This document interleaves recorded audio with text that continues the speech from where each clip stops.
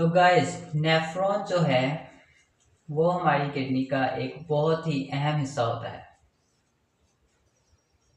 हमारा blood kidney में inter होता है और किडनी से फिल्टर हो जाता है और वापस हमारी बॉडी में चला जाता है। और जो फिल्ट्रेट होता है वो यूरिन के फॉर्म में हमारी बॉडी से बाहर निकल जाता है। तो ये एक नॉर्मल प्रोसेस सबको ही पता है, लेकिन हम इसका प्रोसेस जानेंगे कि इस फिल्ट्रेट इस यूरिन में आखिर कंपोजिशन क्या है और ये कैसे वर्क करती है। हमारी बॉडी ब्लड जब किडनी में जाता है तो इसका 16 to 20% जो रीअब्जॉर्प्शन हो जाती है वो ग्लोमेरुलस से ही हो जाती है और बोमेंस कैप्सूल में इस फिल्ट्रेट चला जाता है।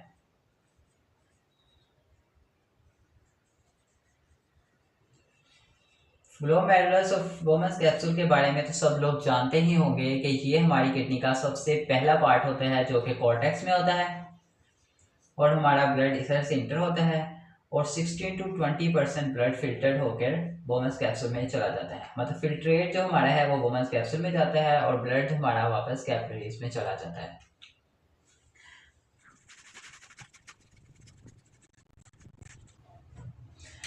अब हम बात करते हैं कि जो फिल्ट्रेट होता है बोमेन कैप्सूल में,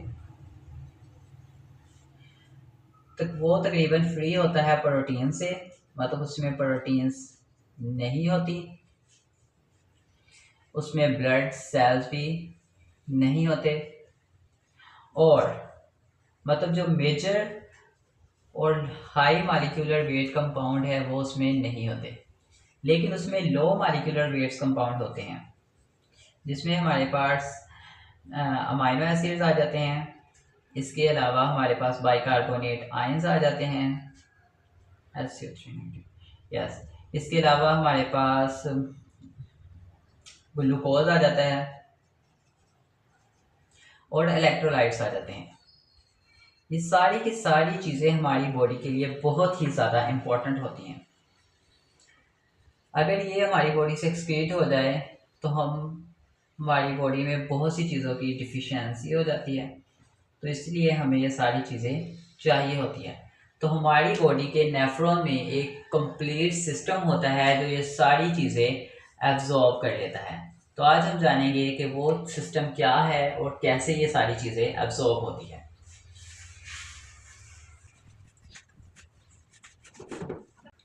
तो गाइस, हम स्टार्ट करते हैं। हमारी किडनी का जो नेफ्रॉन है उसके हमारे पास बेसिक 5 पार्ट्स होते हैं जो इनकी रीअब्जॉर्प्शन में हेल्प करते हैं, जिसमें हमारे पास पहला आ जाता है प्रॉक्सिमल कन्वर्टिव ट्यूब्यूल। सेकंड में हमारे पास आ जाता है डिसेंडिंग लोब ऑफ हैंडले। ये बेसिक चीज़ें तो आपको पता ही होंगी। थर्ड में हमारे पास आ जाता है असेंडिंग लोब ऑफ हैंडले और फोर्थ में हमारे पास आ जाता है डिस्टल कन्वर्टिव ट्यूब्यूल और फिफ्थ में हमारे पास आता है कलेक्टिंग डक्ट और ट्यूब्यूल। ये हमारे पास 5 पार्ट्स होते हैं जो कि हमारे नेफ्रॉन में प्रेजेंट होते हैं। और जैसे कि आपको पता है नेफ्रॉन का स्ट्रक्चर ऑलमोस्ट ऐसा होता है। ये हमारा ऐसा हो गया, ये नेफ्रॉन का स्ट्रक्चर है। मतलब कि ये हमारे पास प्रॉक्सिमल कन्वर्टिव ट्यूब्यूल पहला पार्ट है, ये हमारे पास दूसरा असेंडिंग लोब ऑफ हैंडले, ये असेंडिंग लोब ऑफ हैंडले, ये डिस्टल कन्वर्टिव ट्यूब्यूल और ये हमारे पास कलेक्टिंग डक्ट होता है और ये हमारे पास बोमेंस कैप्सूल और ग्लोमेरुलस होते हैं। ये वाला इतना इतना हिस्सा हमारे पास कॉर्टेक्स में आ जाता है और ये हमारे पास मेडुला में चला जाता है। और यहाँ पर प्रेजेंट होते हैं आयन ट्रांसपोर्टर, जिसकी मदद से हमारे पास sodium, amino acids, glucose, bicarbonate ions, electrolytes calcium chloride potassium excrete होते हैं, अब रीअब्जॉर्ब होते हैं, और कैसे होते हैं इस सारा प्रोसीजर मैं आपको बताऊंगा। तो चलिए शुरू करते हैं। सबसे पहले हम करेंगे प्रॉक्सिमल कन्वर्टिव ट्यूब्यूल। तो भाई नेफ्रॉन का जो पहला पार्ट आएगा उसमें है प्रॉक्सिमल कन्वर्टिव ट्यूब्यूल। हमारे पास जो फिल्ट्रेट इंटर होता है प्रॉक्सिमल कन्वर्टिव ट्यूब्यूल में, सबसे पहले उसमें से ग्लूकोज,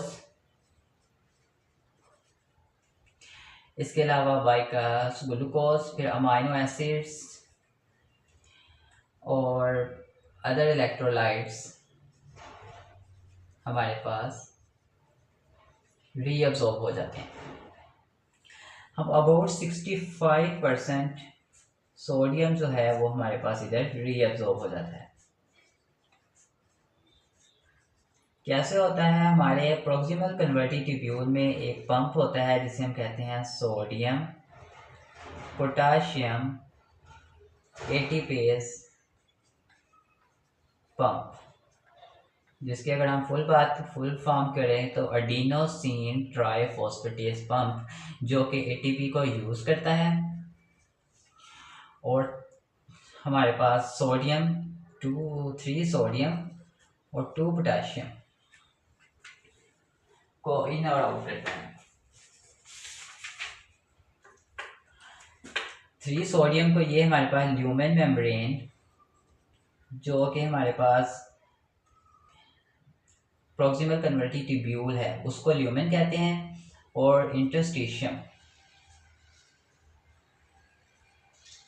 जो कि हमारे पास ब्लड है उसको कहते हैं 3। इधर हमारे पास होता है सेल,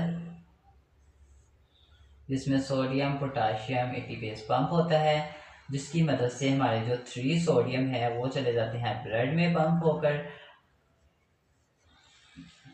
और उसके नतीजे में जो पोटाशियम है वो इधर आ जाता है 2 पोटाशियम, और इधर हमारे पास यूज होता है एटीपी। तो इस वजह से अबाउट 65% सोडियम हमारे पास रीअब्सॉर्ब हो जाता है। दूसरी तरफ इसके नतीजे में हमारे पास जो वाटर होता है वो भी रीअब्सॉर्ब हो जाता है। अबाउट 60% वाटर जो है वो हमारे पास रीअब्सॉर्ब हो जाता है ऑस्मोलर इक्विलिब्रियम मेंटेन करने के लिए। अगर हम उधर से सोडियम चला जाएगा तो इस फिल्ट्रेट हमारे पास डाइल्यूट हो जाएगा, तो इसलिए इधर हमारे पास ये डाइल्यूट हो जाएगा और ये कंसनट्रेट हो जाएगा, तो इसलिए वाटर भी इधर चला जाएगा ताकि हमारे पास जो स्मॉलर कंडीशन है वो मेंटेन हो सके, इक्विलिब्रियम मेंटेन हो सके। दूसरी तरफ हमारे पास आता है कि सोडियम तो रीअब्सॉर्ब हो गया, दूसरी तरफ जो हमारे पास इंपॉर्टेंट है उसमें हमारे पास आ जाता है क्लोराइड आयन। क्लोराइड कैसे रीअब्सॉर्ब होता है? क्लोराइड आयन रीअब्सॉर्ब ऐसे होता है कि क्लोराइड आयन हमारे पास 2 पाथवे होते हैं हमारे पास, एक ट्रांससेलुलर पाथवे और दूसरा पैरासेलुलर पाथवे। पैरासेलुलर पाथवे तो इजी है, वो इजीली क्लोराइड एब्जॉर्ब हो जाता है, मतलब बिटवीन दी सेल्स, जो सेल्स के दरमियान टाइट जंक्शंस होती है उनमें से क्लोराइड आयन सीव आउट हो जाता है और रीअब्जॉर्ब हो जाता है ब्लड में। इसके बहुत सारे मैकेनिज्म हो सकते हैं, जिसमें एक ये है कि जब क्लोराइड आयन, जब सोडियम हमारे पास ब्लड में जाता है तो ल्यूमेन में हमारे पास मतलब सोडियम पॉजिटिव चार्ज होता है, तो वो हमारे पास ब्लड में जाता है, तो पॉजिटिव नेगेटिविटीज़ ज़्यादा हो जाती है हमारे पास फिल्ट्रेट में और ल्यूमेन में, जिसकी वजह से क्लोराइड आयन भी नेगेटिव चार्ज होता है, तो इसलिए क्लोराइड आयन रिपेल होता है और मूव करता है थ्रू पैरासेलुलरली इनटू द ब्लड। दूसरी तरफ हम ये कह सकते हैं कि ये नेचुरल प्रोसेस की मदद से वाटर के साथ ही चला जाता है, लेकिन ये थोड़े बहुत मान्यूट क्वांटिटी में रीअब्सॉर्ब होते हैं। जो मेजर क्लोराइड आयन रीअब्सॉर्ब होता है वो ट्रांससेलुलर की वजह से होता है, और वो कैसे होता है मैं आपको बताता हूँ कि जो इंटरस्टिशियम ब्लड है वहाँ से एनाइन इधर आते हैं, जिसमें फॉर एग्जांपल हम ऑक्सैलेट आयन की बात कर लेते हैं। उसके नतीजे में क्लोराइड एक्सचेंज होकर उधर चला जाता है।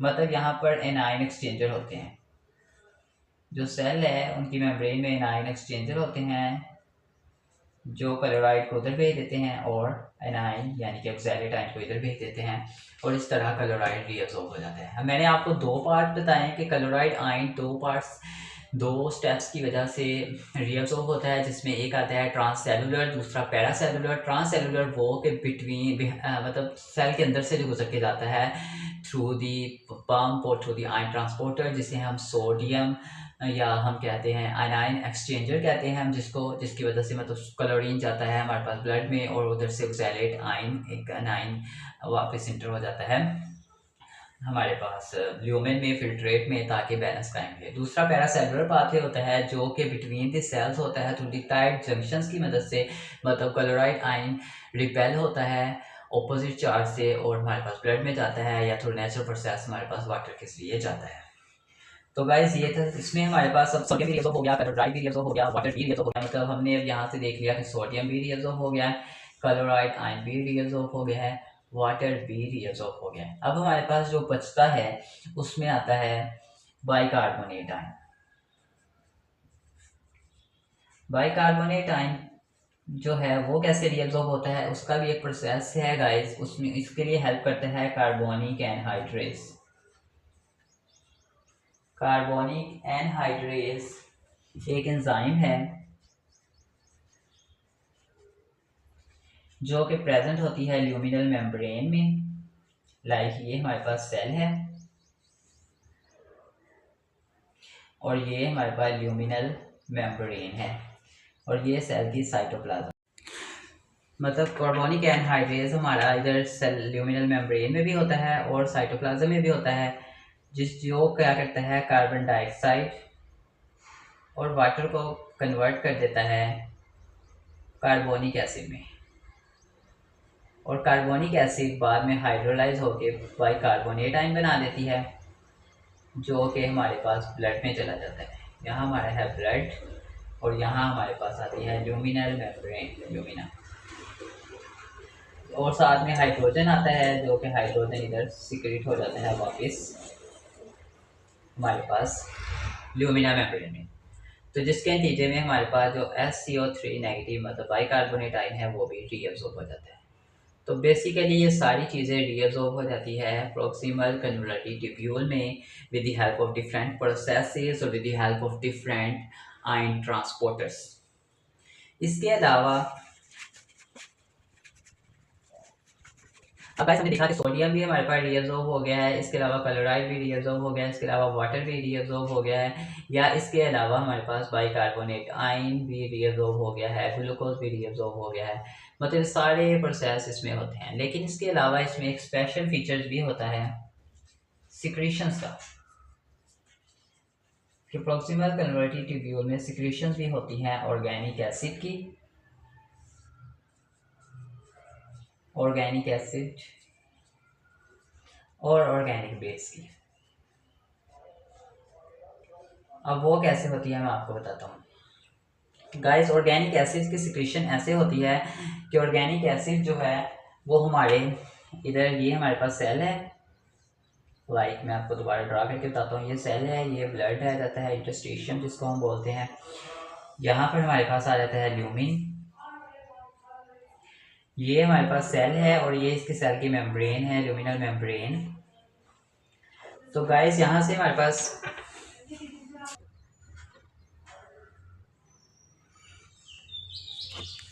ऑर्गेनिक एसिड में हमारे पास आ जाता है यूरिक एसिड,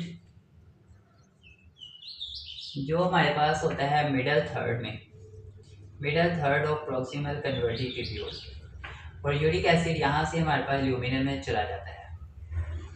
ये इसकी इम्पोर्टेंस ये है कि जब हम कोई डायरेटिक्स लेते हैं या कोई हम ड्रग लेते हैं तो वो एंडोजीनियस सब्सटेंस के साथ कम्पीट करती है, मतलब यूरिक एसिड के साथ कम्पीट करती है और चाहती है कि वो इसके साथ ही इधर इंटर हो जाए ल्यूमिन में और अपना एक्शन परफॉर्म कर सके। इसी तरह हमारे पास ऑर्गेनिक बेस भी होते हैं इधर, जिसमें हमारे पास आ जाता है क्रिएटिनिन,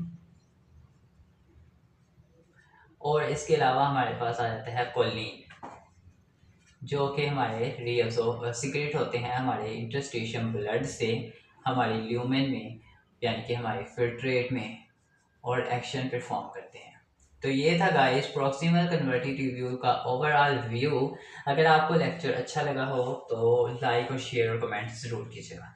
अब हम चलते हैं दूसरे पार्ट की तरफ, जिसे था डिसेंडिंग लूप ऑफ हैंडलिंग। ये मैं आपको बेसिक फिजियोलॉजी बता रहा हूँ नेफ्रॉन की। ये मैं आपको बेसिक फिजियोलॉजी बता रहा हूँ नेफ्रॉन की, ताकि आपको आगे डायरेक्ट समझने में आसानी हो। तो अब हम पढ़ेंगे descending loop of Henle. Descending loop of Henle जो कि हमारी ये वाला पार्ट होता है हमारे नेफ्रॉन का। और descending loop of Henle important इसीलिए है कि ये इम्परमिएबल होता है। इसके लिए हमारे में आपको दो तीन चीज़ बातें याद रखनी है कि ज़रूरत है कि ये इम्परमिएबल है सॉल्यूट्स के लिए, मतलब इलेक्ट्रोलाइट्स के लिए, और परमिएबल है ये वाटर के लिए। मतलब इसमें वाटर जो है वो रीअब्सॉर्ब होता है, जबकि सॉल्यूट मॉलिक्यूल में हमारे पास सोडियम, पोटाशियम, कैल्शियम, क्लोराइन आ जाता है, और वो वैसे के वैसे ही रहते हैं, उन्हें कोई असर नहीं होता। तो गाइस जैसे ही हमारा फिल्ट्रेट ये हमारा है डिसेंडिंग लूप ऑफ हैंडले। जैसे ही हमारा फिल्ट्रेट इधर इंटर होता है तो यहाँ पर हमारे चैनल्स होते हैं जो हमारे वाटर रीअब्सॉर्ब कर देते हैं। मतलब यहाँ पर हमारे पास वाटर रीअब्जॉर्प्शन होती है और सॉल्यूट की रीअब्जॉर्प्शन नहीं होती, वाटर की रीअब्जॉर्प्शन होती है। और मोस्टली हमारा वाटर जो है वो वापस चला जाता है हमारे ब्लड में।